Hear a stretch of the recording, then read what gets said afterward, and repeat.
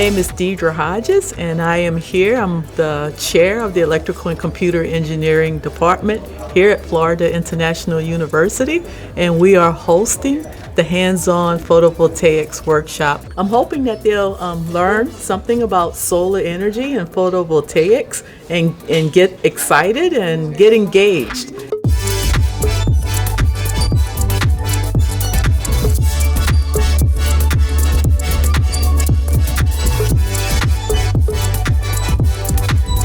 So now the panels that you use in Florida, it's different states, different counties work differently. They have to be resistant to a Category 5 hurricane.